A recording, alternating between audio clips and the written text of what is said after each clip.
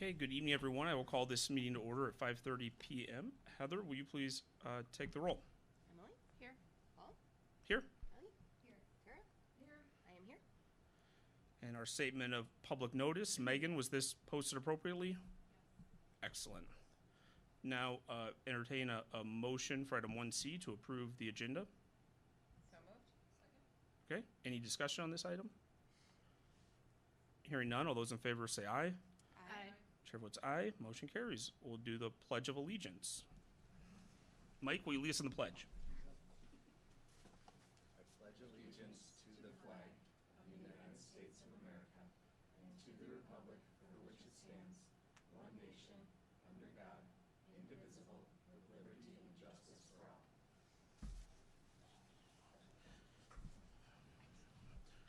All right, we will move into item number 3, recognition.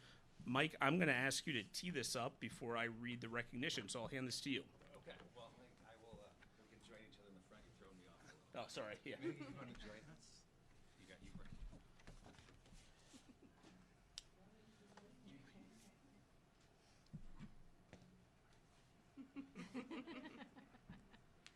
Okay, Mike, do I give a little bit of context and then I'll read the recognition? So tonight we get to recognize one of our state champions, well, our state champion.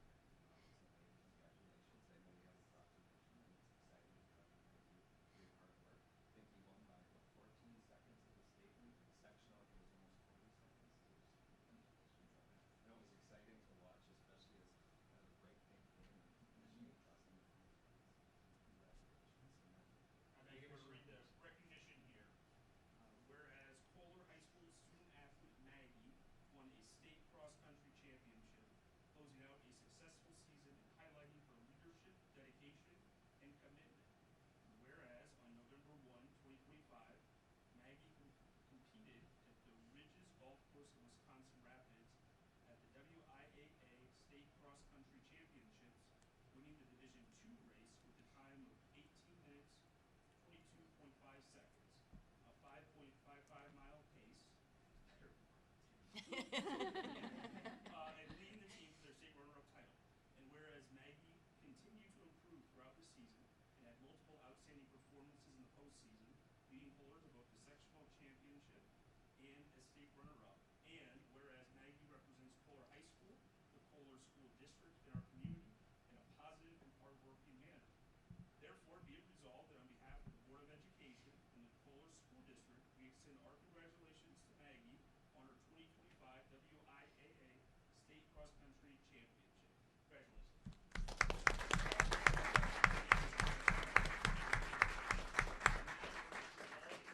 Do a picture like we like to do. Do we actually like to do Megan, that? you I up don't a know. division Like ahead of you, so we're gonna get that fixed. So. I know. You just had it on your mind. I did. I did. Got it.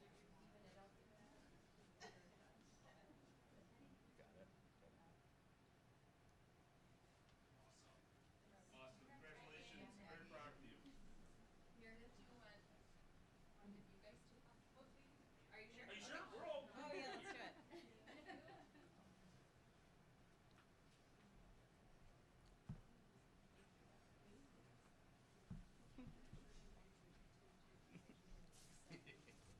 Yeah.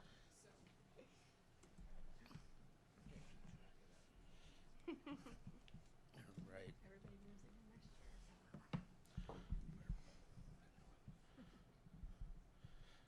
I think I speak for the entire board when I say how much we enjoy the recognitions and got a lot to be proud of here at the district.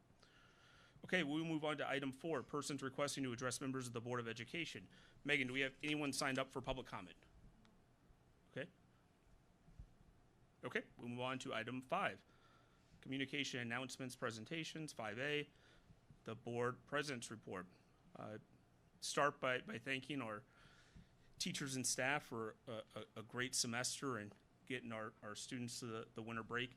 I had the opportunity to attend the Sound of Music play. Thought it was a fantastic job, a great reflection of how excellent our school is. Also attended the middle school and high school band concert. Was a really great time, and there's just so many events going on and a lot to be proud of here. And so with that, I will move on to item 5B, the superintendent's report. Yeah, so a couple.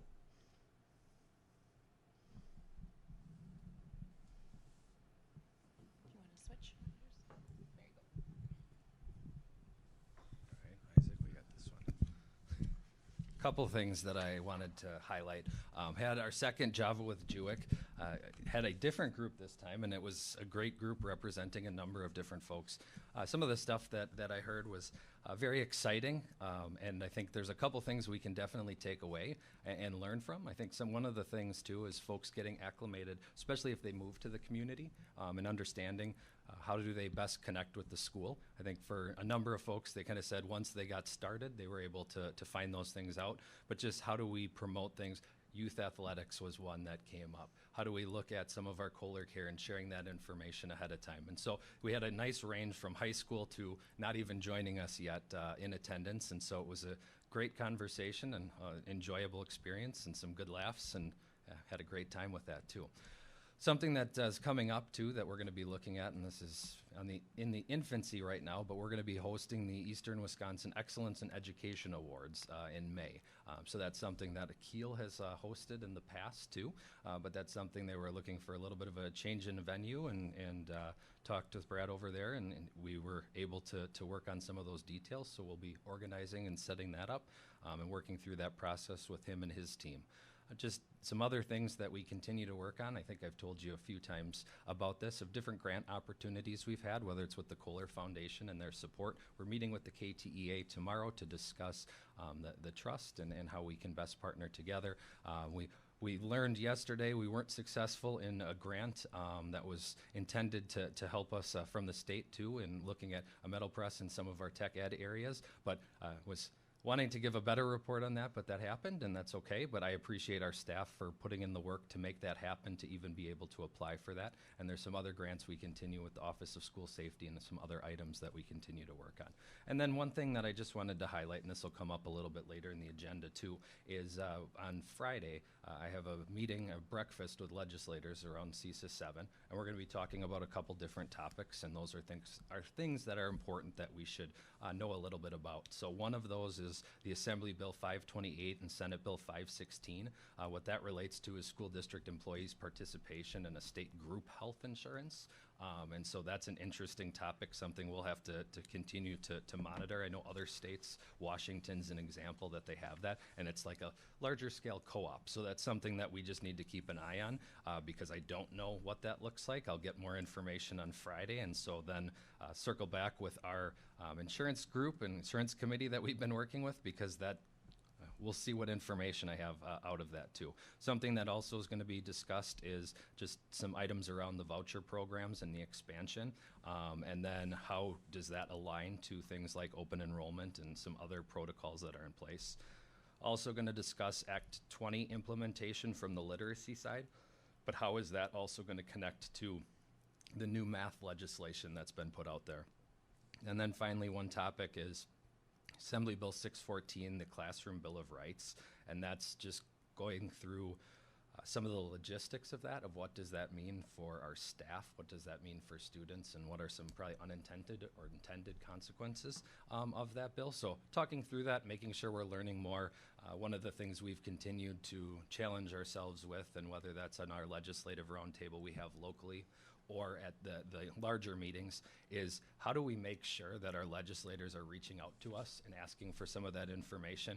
There's been a number of bills that have come across that have been a little bit of a surprise to folks, and how do we make sure that school districts are represented in those conversations. And we might not always agree on those things, but at least we're able to talk through and share some of the realities on when legislative items happen. So a long report. Great. Questions for Mike? Mike, what was that first bill number relating to the 528? Okay, thank you. Assembly 528, Senate 516.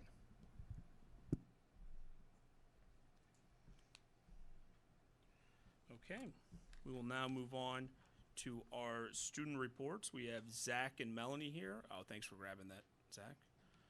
And who is going to go first? Melanie, you're going to go first? Excellent. You're going to do great. This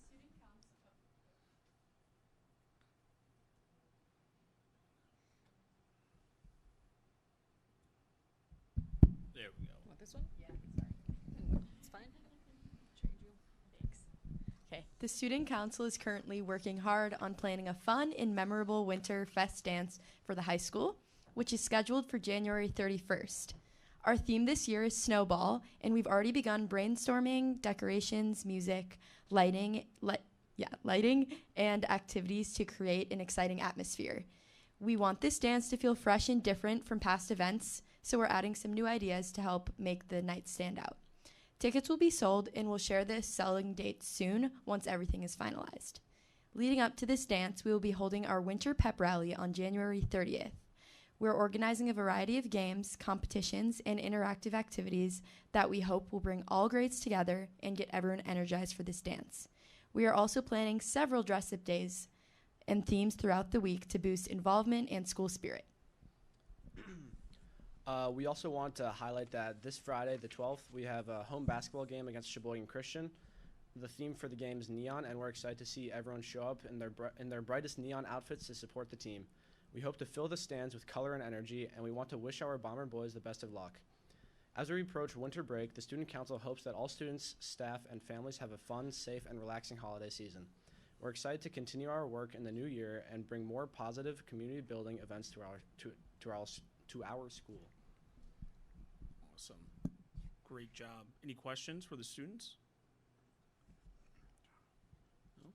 All right. Good job, Zach and Melanie. Thank you for being here tonight. We'll move on now to item 5D, open enrollment overview. I'll hand this off to Mike.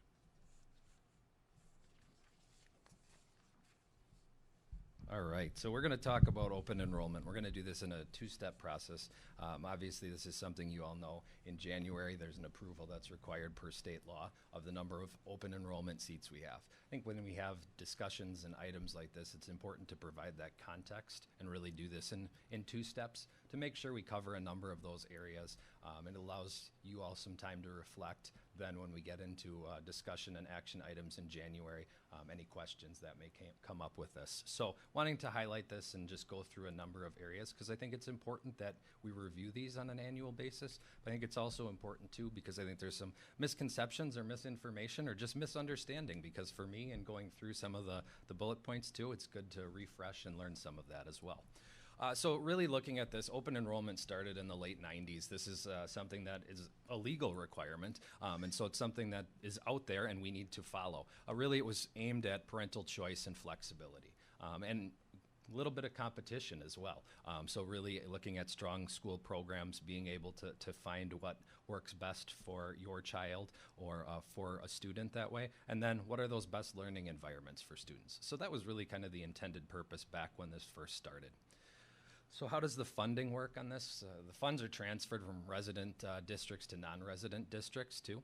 The state sets an annual amount and that's increased and increasing for next year too. So some pretty significant increases over the last 2 years. So about $1,200 and I think it's about $900 per student for next year too.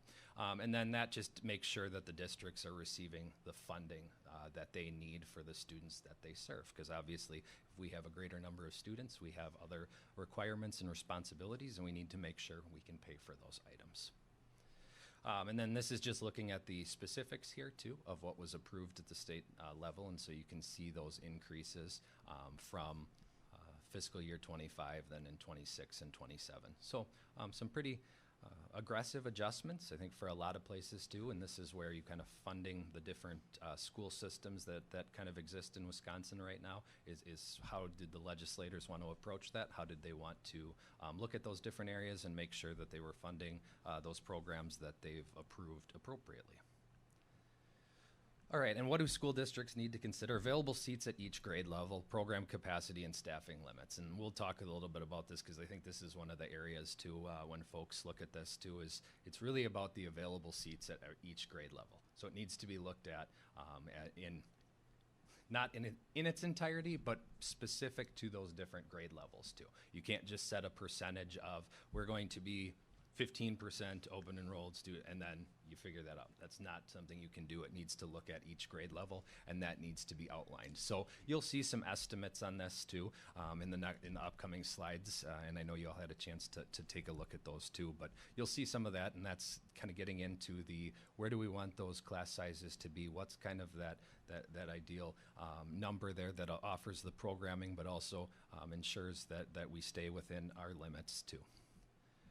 And so what does this mean for the community? This is really, again, going back to this is around a choice for families and then expanding educational offerings for smaller districts.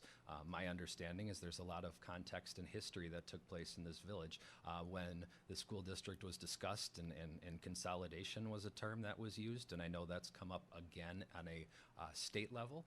So that was something that I know there was folks and leaders in the community that had some insight to look at this of how do we make sure we protect the Kohler School District and make sure that our kids have experiences that we want them to have too. It also looks at our enrollment shifts that impact funding.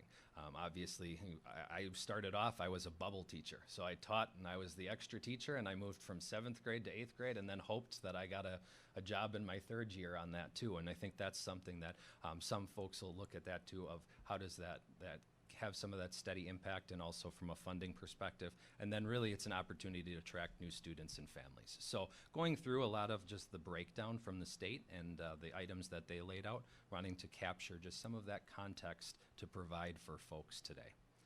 All right, and then what are the board's responsibilities to set and adopt the class limits? That's January. You all are familiar with that too. Set and adopt the special education program limits, also in January, and then adopting and revising policies to meet the state requirements.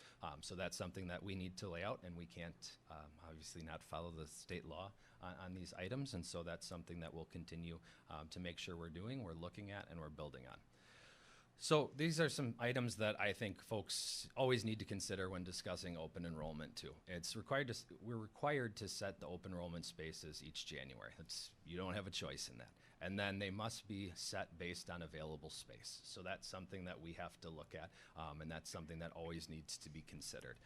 That it is a state law, and I mentioned that in the late 90s, and then there's been adjustments along the way. So it was, I think, 1998, it needed to be fully mapped out on a funding standpoint, and then continued to expand a little bit beyond that. So, and then the numbers are set based on space. As I mentioned before, we can't set like, here's a percentage and work with that. So that's something that I think is a little bit confusing for folks, of just making sure we're understanding those items. So wanted to give that as a little historical context and a little trip down open enrollment lane here. So looking at estimates, and this is one of the trickiest parts, and met with the JK teachers and Mr. Hines the other day, and we were going through what does that look like at the JK level, because that's honestly the hardest one to do. And I know they sent out a census before to try to get a number of where folks were.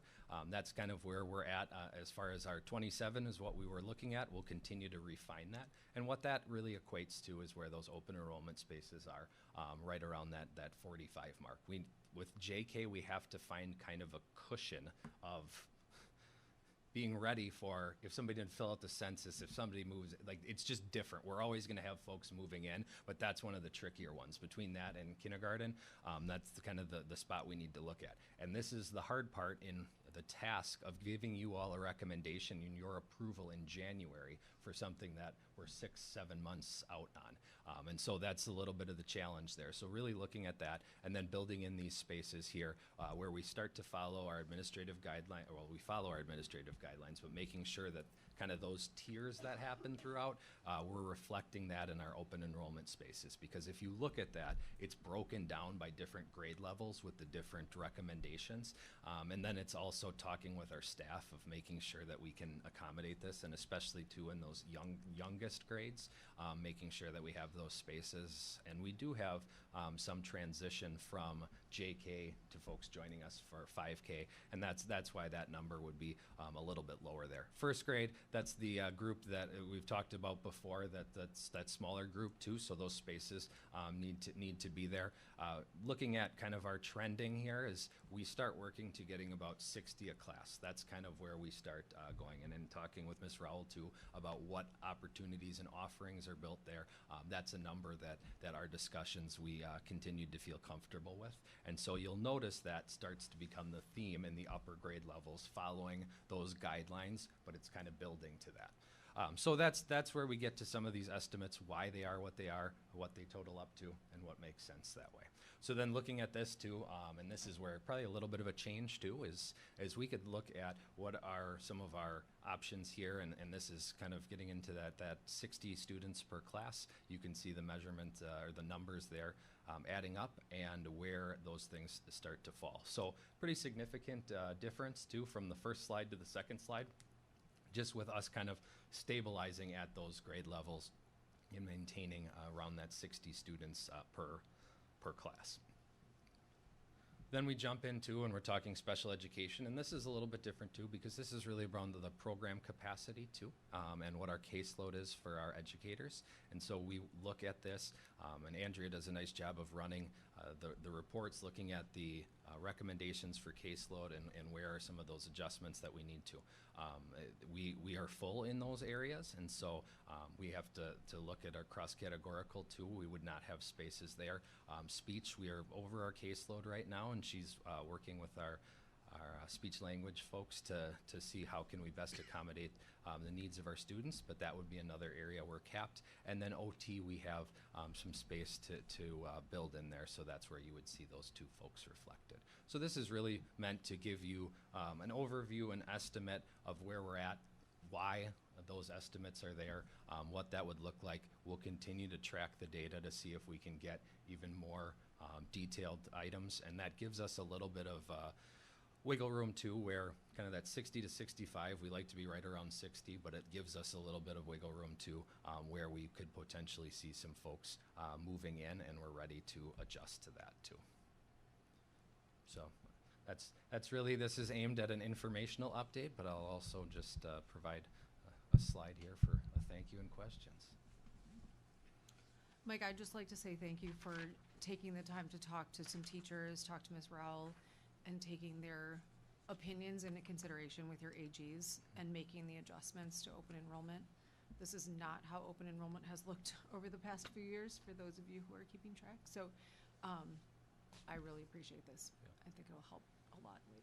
It was good, and I think there's some stuff even within the AGs, especially looking like JK, that we need to take a look at for best practices for what needs to happen in the classroom, for the support in the classroom.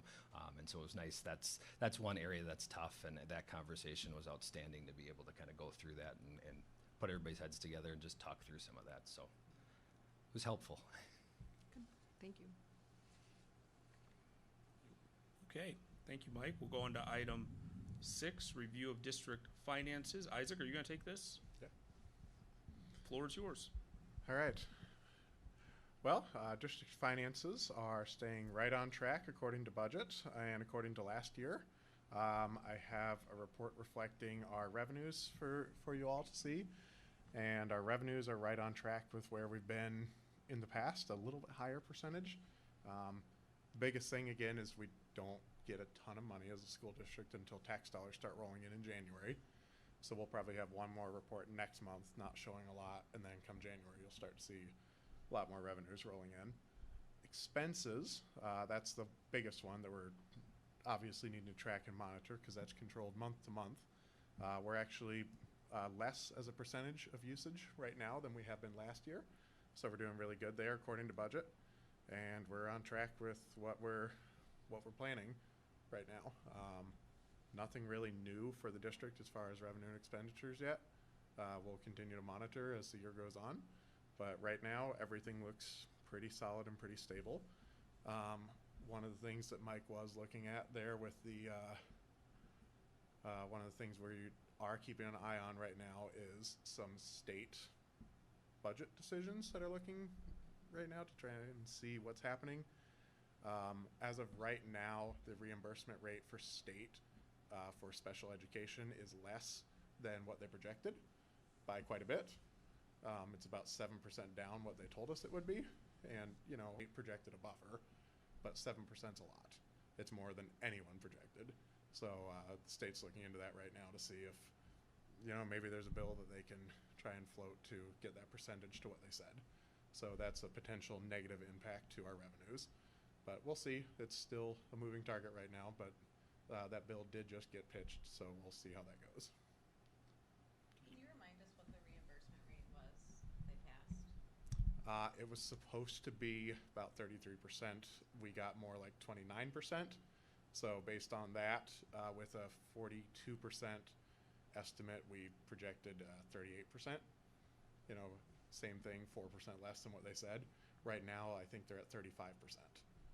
So, Do you know off the top of your head what the value of that delta would be, just to help put that into context?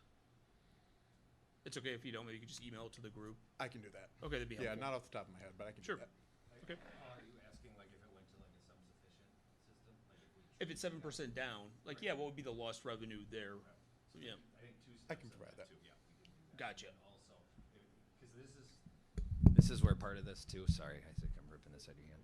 This is where the other part of this comes, where that proposal, reason that was a little bit contested in the legislature was because of exactly how Isaac explained this, of that going down, where if we said here's a true X percent, and then we would be able to rely on that cost. And so I think to Isaac's point there, that's something that's going to be continued to be a discussion point. I know both of our professional organizations sent something out about connecting about this, and so Great. I'm anticipating this will also be a discussion either with legislators on Friday or Monday when I see some other folks that way. So Okay, any other questions, comments? Looking ahead to January, I know we're gonna have the audit report then. Do you have any updates regarding the audit now? They're getting close to finishing it up. It will be due on Monday, so that's when it will get turned into the state, and that's when it gets turned in probably Friday to us. So we should have that pretty soon. But as of right now, they're tying everything up, and they're just helping to implement the new GASBs that come around. So it's pretty much done, just tying up some loose ends right now with them. Okay. I do know we're going to have a clean opinion, so We'll have what? clean audit opinion. So. Oh, okay. That's great. Okay. We'll now move on to item 7, the consent agenda, which includes approval of November 12, 2025 board minutes, approval of invoices, and the Act 143 report. Do we have a motion for the consent? So moved? You have a sec? Thank you. Before I ask if there's any discussion, Mike, can you just give a brief overview of what the Act 143 report is? yeah, it's connected to school safety, and you all saw the report, so it connects to our drills. It's an annual completion too, and so we sign off with our drills. What can we learn from those drills? And so we've been able to make sure we're doing that, make sure we're meeting those requirements, and share that information. So. Great. Okay, any comments on the consent agenda? All right, hearing none, all those in favor say aye. Aye. Chair votes aye, motion carries. We're now gonna move on to item 8A. The first item is the WASB Board Development Tool. This was brought up at the last meeting we had. We all completed that development tool, and Mike, I will hand it off to you to share what are the next steps of all that data that was collected through those board surveys. Definitely, yes. There's a lot of data. I think I attached like 12 different documents because it didn't print very cleanly, so you get a breakdown of each of those areas. So what I really looked at were some of the areas that I think we can bring forward and have as discussion and learning opportunities. I think for some of these, it was interesting. I got a couple areas where standard deviation was a little different, and so I think there's some stuff that we can look at. How do we make sure that we're having those conversations? How do we make sure that we're bringing that information forward? How are we having an education session? Just kind of like open enrollment. There's some areas that we can take a look at this too. And there's some things that kind of jumped out to me. I think the areas, and this is really focused on the board's work, and so I think that's an important context too. The areas kind of that I called out were data-driven decision making, and I think there's some items in there, planning, and vision. And so I think there's some things I wanted to call out specifically in those areas too, because there was pretty significant difference in a couple of those too, with benchmarking test results. How do we compare that? I know that's not that performance data. And then there was a couple things too about curriculum development being culturally relevant. And so there's some areas that I think we can touch on or just have as a discussion point. I don't think they require a ton of action. I think it's more just, hey, let's make sure we're considering some of these as well. An area too that I also wanted to highlight was culture, the board's culture. You all had that as your highly rated area too. And there were some things that were in there that were good. You also said you all prepare for board meetings by reading that was unanimous, so thank you for preparing for that too. And then I think the other topics to look at too is kind of planning. We've talked about this. The planning was really centered around kind of the operational side of things. That entire set of questions was around kind of facilities maintenance, operational, non-instructional areas too. So I think there's a learning opportunity in there just to be able to showcase that based on some of those results. Budgeting, I think that's something always we can continue to work on, not something that came out that way too. And then something where vision, that's really talking about looking at setting that out and up. What are those strategic priorities? And I know that's outlined on our 9-month goals. And so that's something I think it's important that we take a look at. So was able just to pull a couple of those areas. What I would say for next steps is at our next agenda planning meeting, dive into this a little bit more and what are these areas. So when we have an informational update, maybe that's around budgeting and we infuse some of those where there may be another question in there, or community engagement, making sure that we're outlining what does that look like with our linkage meetings and outlining that. So I would say next steps for this is really bringing it to the agenda planning meeting. How can we target some of these areas to share this information and make sure we're providing those updates, such as what I told you about legislation, because that was another area too to look at. So I gave you a ton. I think we start scaling away. What can we chip away at that's helpful for you all to know, and where are some of those areas that, I don't say they're deficiencies, but there's a little bit of a gap. If people aren't sure, let's address those and let's help everybody learn. That's great. Any questions or comments? I just really appreciated this process, and, you know, I'm excited that the board is saying that, you know, we can do better ourselves, and we want to identify areas that we can grow in and continue to grow ourselves. So I just appreciate the board going through that collectively together. Excellent. Well said. Okay, we'll go on to item 8B, the broadcast communication. This is the article written by Emily on open enrollment. Emily, I thought you did a fantastic job here representing this board very well. Does anybody have any questions or comments for Emily? Well done. Thank you. It's great. I like how relevant it is too to the timeliness that Mike just spoke to, so I really appreciate that. It's kind of getting that messaging out to more people as well. Yeah, I think for this too, Emily and I made a little adjustment there, so we uploaded a revised draft. There's not so just if you want to take a look at that, and if there's any feedback, get it to either one of us, and we'll make sure that goes out. The deadline is next Friday, I think, so we got time on that. But I'll assume if we don't hear anything that we're good to go on that. So. Excellent. Why don't, just for some finality there, why don't we just say if you have feedback, get it by 5 p.m. Friday, and then that way you'll just can act on that. Perfect. Excellent. Again, great job. Moving on to item 8C, upcoming community conversation, faculty and staff. This will be our third, I believe, community conversation. We started with K55. I was unable to make it, but we had a community conversation with our village officials. I heard that went very well, heard very positive things from folks. And now we have faculty and staff. This is coming up for next January. Mike, I want to kick this to you for the logistics of this one. Yeah, so this will be something we look at, and we're going to reach out to folks and see what that looks like from a participation standpoint. You know, my previous journey, we were able to split this up into different groups, and I think that was helpful. So we'll look at sending out an invitation, see if folks are interested. I think the goal this way too, just like we've had, is we have a structure around our question, looking at the board's direction of the vision and out and up. And I think that came through loud and clear from results I was looking at too, is how do we set that vision?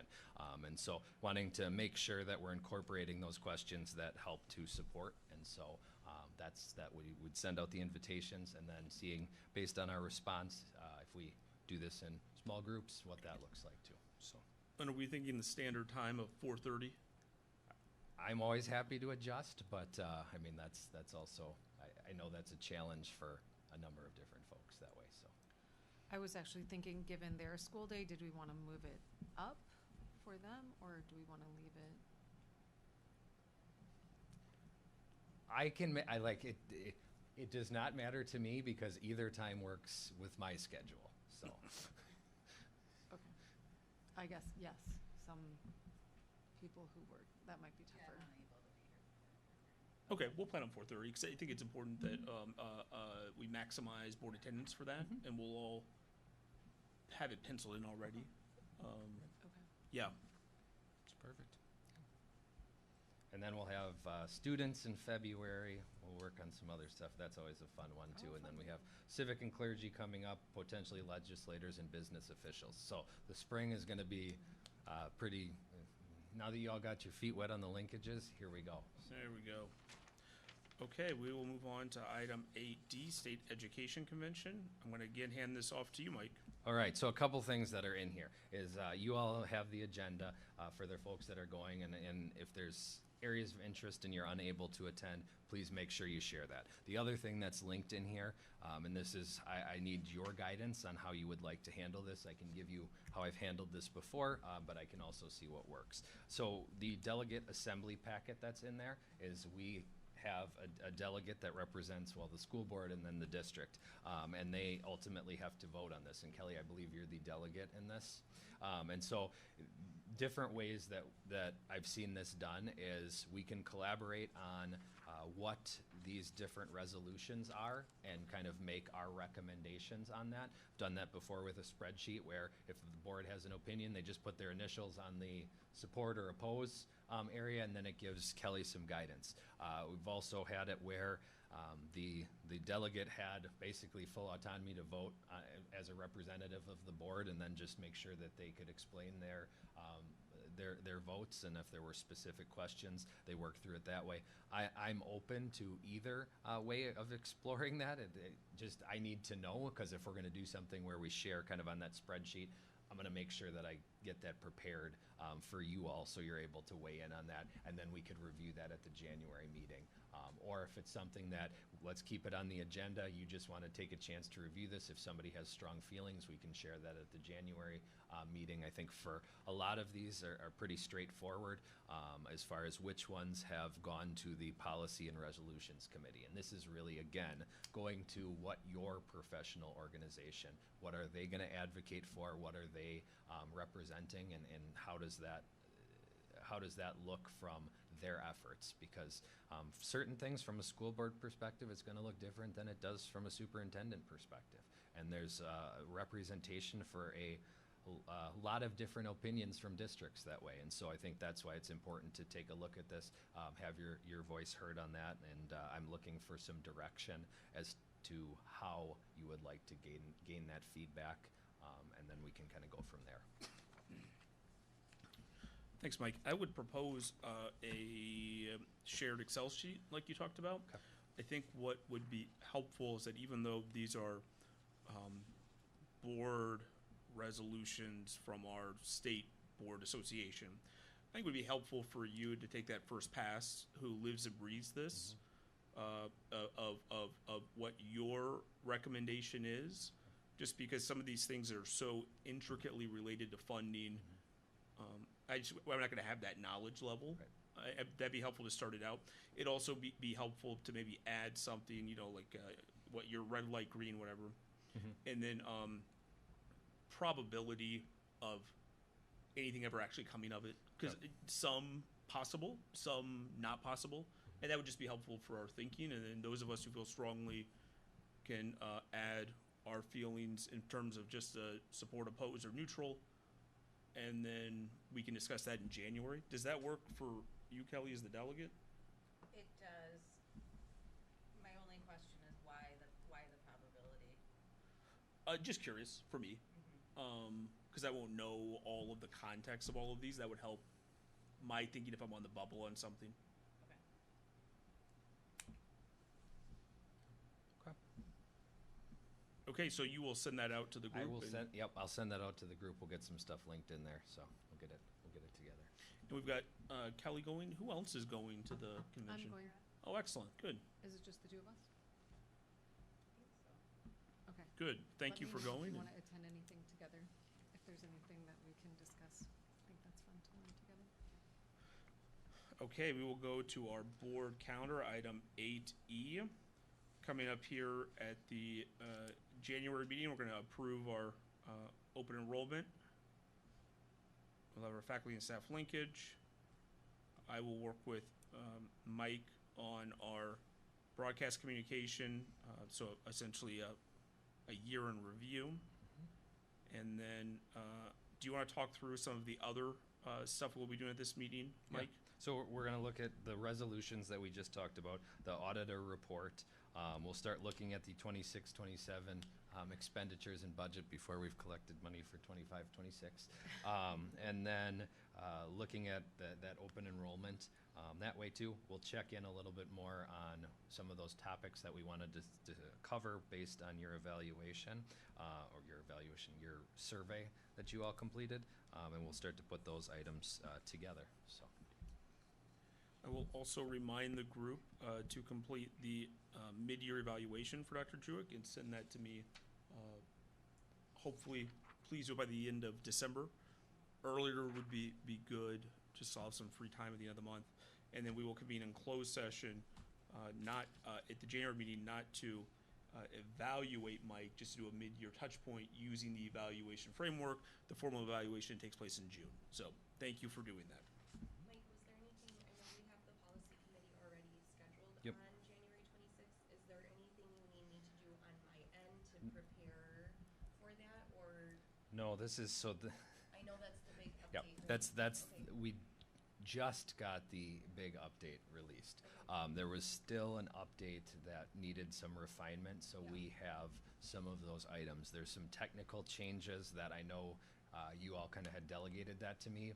I still need to make sure I report those to you and acknowledge the date that those were reported. So we're gonna have to go through those, and then we'll have that next wave of updates.